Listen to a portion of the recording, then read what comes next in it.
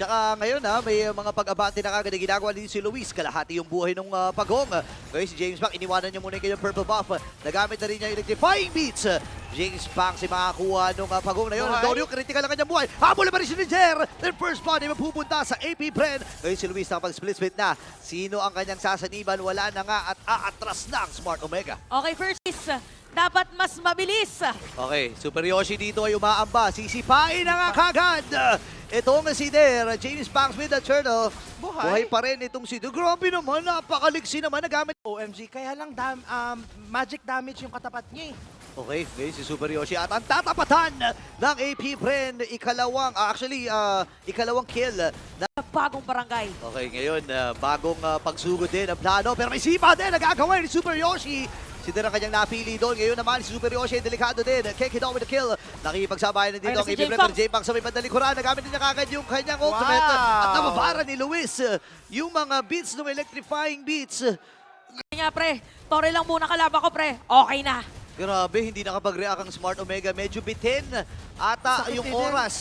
Nakakainin ito. Luis, kailangan umatras habang Super Yoshi nag-aantay ng pagkakataon para sumipa. Pero hahabol na natin si James Box. Pero buhay pa rin. Nag-defy. Minsan nagamit na nga rin niya. Kasabay ng mga Redem. Grabe yun. Kinasa na lang niya yung kanyang ultimate, which is the burst Ay, damage. naku! Okay, speaking of burst! Super Yoshi, napalalim. O, anong tawag nga sa concept? Magamit ka nung ganito. O, eto, nag-aabang. Nagre-ready yung tech. Diretso mosh pit. Naku, diretso na nga rin lang yung Lord na iyon. Mabilisan lamang para sa AB Pre. Pero ilalaban na nga rin dito yung Smart Omega. Aray! Pero ang bilis! Natuna mula kay James Pangs. Naglabas muna ng mga daan-daang mga moves doon. Pero si Andorio, kita nila, there ay nandun din. Pwedeng hampas-hampasin ito. Kekidot naghahanap. Sinalubong. Ang magiging target niya habang si James Bang lumalalim na nga. Wala nang pakialam sa mga galaw dito ng Smart Omega. Even for there, ay nandyan siya. Naku, sino ang babato? Mababato. Ngayon ay hindi na kailangang ibato si Super Yoshi kasi pang-pito. 7th death ni Super Yoshi, ladies and gentlemen. Nahihirapan sila sa mga... Kasi naalala ko before, nung M6 pa, umaabot yung dulo ng range ng Malefic Gun dun sa hindi ka naabot ng torre. Naku, parang aabutan nga si Super Yoshi ng mabilisan lang. Medyo sumablay yung flicker at pinakahuling sa back ng Jeet Kundo doon. Kaya pagbasag ng torre sa may bandang ibaba, Shizu.